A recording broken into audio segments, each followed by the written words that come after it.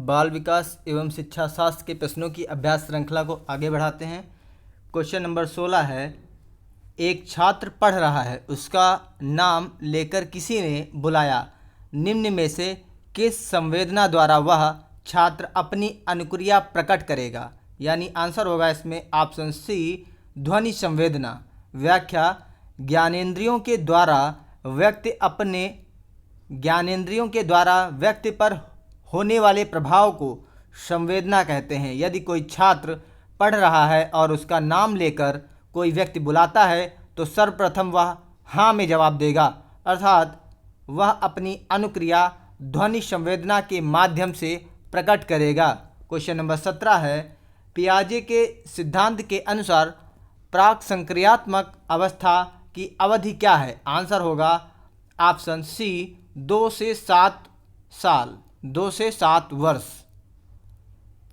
ये भी क्वेश्चन पूछा जा सकता है कि प्राक संक्रियात्मक अवस्था कौन सी अवधि है, कौन सा चरण है? तो आप आंसर देंगे दूसरा चरण। कौन सी अवस्था होगी? दूसरी अवस्था या दूसरा चरण। आंसर होगा इसमें आपका ऑप्शन सी, 2 से 7 वर्ष। व्याख्या, पियाजे के अनुसार बालक का संज्ञानात्मक विकास 4 अवस्थाओं में होता है। पहला है संवेगात्मक गामक अवस्था, जन्म से 2 वर्ष तक। दूसरी अवस्था प्राक संक्रियात्मक अवस्था, 2 से 7 वर्ष तक। तीसरी अवस्था मूर्त संक्रियात्मक अवस्था, 7 से 11 वर्ष तक। चौथी अवस्था औपचारिक संक्रियात्मक अवस्था, 11 से 15 वर्ष तक। इस प्रकार प्राक संक्रियात्मक अवस्था 2 से 7 वर्ष तक होती है, यानी दूसरी अवस्था होती है। क्वेश्चन नंबर 18, निम्न में से कौन सी बाद की बाल्यावस्था के बौद्धिक विकास की विशेषता नहीं है? आंसर होगा ऑप्शन ए, भविष्य की योजना की सूझबूझ। व्याख्या, भविष्य की योजना की सूझबूझ बाल्यावस्था के बाद की अवस्था अर्थात किशोरावस्था की बौद्धिक विशेषता नहीं है, क्योंकि किशोरावस्था में बालक अपने भविष्य की योजनाओं के प्रति चिंतित रहता है, जिसके कारण वह तनाव में रहता है, ना कि वह अपने भविष्य की योजनाओं के प्रति सूझबूझ प्रदर्शित करता है। यह विशेषता सामान्यतः प्रौढ़ावस्था की हो सकती है। क्वेश्चन नंबर 19, इनमें से कौन मनोवैज्ञानिक भाषा विकास से संबद्ध है? आंसर होगा ऑप्शन सी, चोम्स्की। जहाँ पर भी भाषा से संबंधित कोई सिद्धांत पूछा जाएगा या प्रिंसिपल पूछा जाएगा तो वहाँ आंसर हो जाएगा आपका चोम्स्की।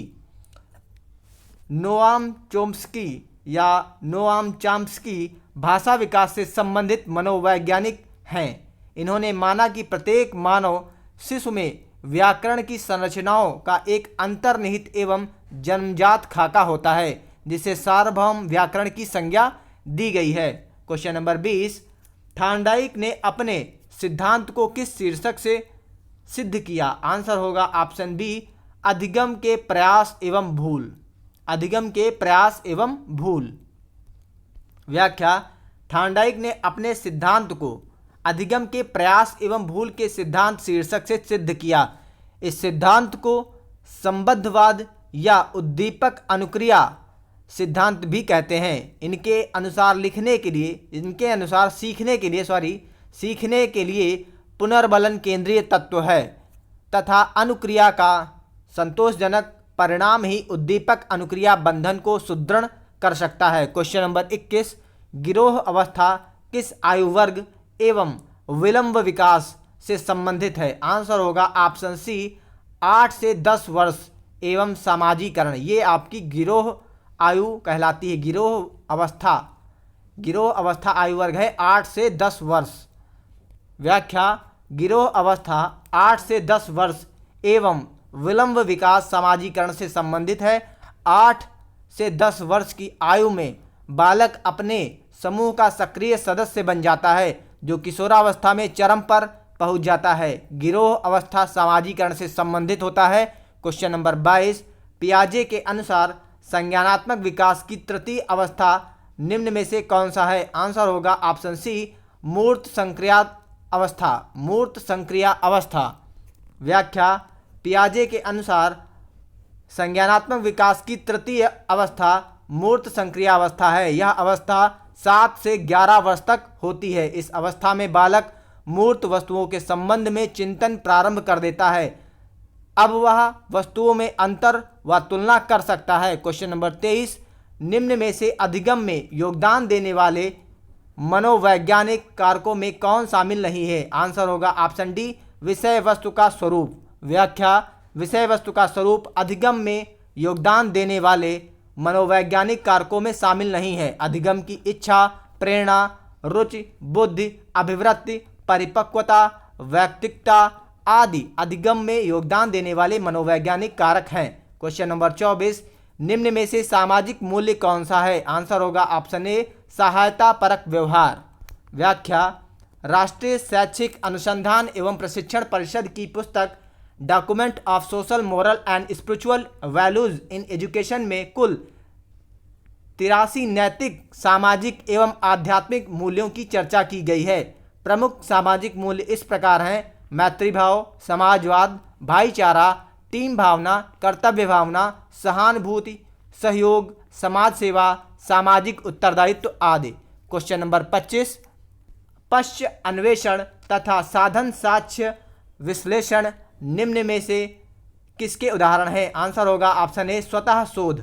व्याख्या, स्वतः शोध विधि में व्यक्ति समस्या का समाधान करने के लिए सभी विकल्पों को नहीं ढूंढता, बल्कि सिर्फ उन्हीं विकल्पों का चयन करके समस्या समाधान करने की कोशिश करता है जो उन्हें संगत प्रतीत होते हैं। पश्च अन्वेषण तथा साधन साक्ष्य विश्लेषण इसकी दो प्रमुख प्रविधियां हैं।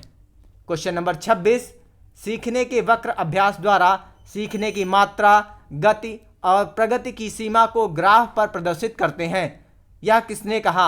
आंसर होगा इसमें ऑप्शन इसमें ई मान लीजिए है, गेट्स व अन्य ने कहा है। व्याख्या में देख लेते हैं।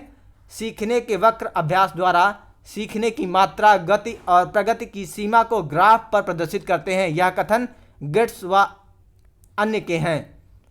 विकल्प में कोई दे नहीं रखा था, इसलिए ये आंसर होगा आपका सही इसमें। क्वेश्चन नंबर 27, निम्न में से कौन सा थॉर्नडाइक के अधिगम के प्राथमिक नियमों में शामिल नहीं है? आंसर होगा ऑप्शन ए, साहचर्यात्मक स्थानांतरण का नियम।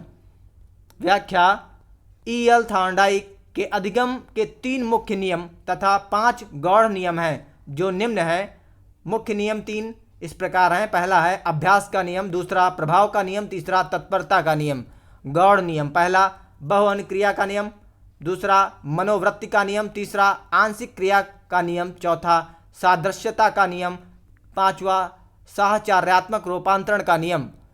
28वां है, क्वेश्चन नंबर 28 है, अनुकूलित अनुक्रिया सिद्धांत किसके अनुकूलन पर बल देता है? आंसर होगा ऑप्शन बी, व्यवहार पर बल देता है। व्याख्या, अनुकूलित अनुक्रिया सिद्धांत व्यवहार के अनुकूलन पर बल देता है। इस सिद्धांत के अनुसार अस्वाभाविक उद्दीपक को स्वाभाविक उद्दीपक के साथ बार बार प्रस्तुत करने पर प्राणी अस्वाभाविक उद्दीपक के प्रति भी स्वाभाविक उद्दीपक जैसी अनुक्रियाएं करने लगता है, अर्थात उसकी अनुक्रियाएं या व्यवहार अस्वाभाविक उद्दीपक के साथ अनुकूलित हो जाती हैं। क्वेश्चन नंबर 29, क्रिया प्रसूत अनुबंधन का दूसरा नाम है? आंसर होगा ऑप्शन बी, नैमित्तिक अनुबंधन। क्रिया प्रसूत अनुबंधन का दूसरा नाम नैमित्तिक अनुबंधन। व्याख्या, क्रिया प्रसूत अनुबंधन का दूसरा नाम नैमित्तिक अनुबंधन भी है। अधिगमकर्ता की अनुक्रियाओं का पुनर्बलन के लिए अनुबंधन का एक निमित्त होने के कारण इस सिद्धांत को नैमित्तिक या यांत्रिक या साधनात्मक अनुबंधन सिद्धांत के नाम से भी संबोधित किया जाता है। क्वेश्चन नंबर 30, निम्न में से कौन सी अधिगम की एक विशेषता नहीं है? नहीं है, आंसर होगा इसमें ऑप्शन ए, अधिगम का अवलोकन प्रत्यक्ष रूप से किया जा सकता है। ये गलत होगा। अधिगम का अवलोकन प्रत्यक्ष रूप से नहीं किया जा सकता। जो भी कुछ आप सीख रहे हैं उसको तुरंत आप प्रत्यक्ष रूप से नहीं देख सकते, ये अप्रत्यक्ष रहता है। बाकी सारे सही हैं। अधिगम व्यवहार में अपेक्षाकृत स्थायी परिवर्तन है। अधिगम प्राणी की अभिवृद्धि है। अधिगम एक लक्ष्योन्मुख प्रक्रिया है। व्याख्या, योकम एवं सिम्पसन के अनुसार सीखने की सामान्य विशेषताएं निम्नांकित हैं। पहली है अधिगम अभिवृद्धि, दूसरी अधिगम समायोजन, तीसरी अधिगम लक्ष्योन्मुखी प्रक्रिया, चौथी अधिगम व्यवहार में अपेक्षाकृत स्थायी परिवर्तन, पांचवा अधिगम विवेकपूर्ण व सृजनशील है, छठा अधिगम व्यक्तिगत व सामाजिक दोनों है, सातवां अधिगम अनुभवों का संगठन है, आठवां अधिगम क्रियाशील है। अतः अधिगम का अवलोकन प्रत्यक्ष रूप से किया जा सकता है, यह कथन सही नहीं है। Okay, thank you.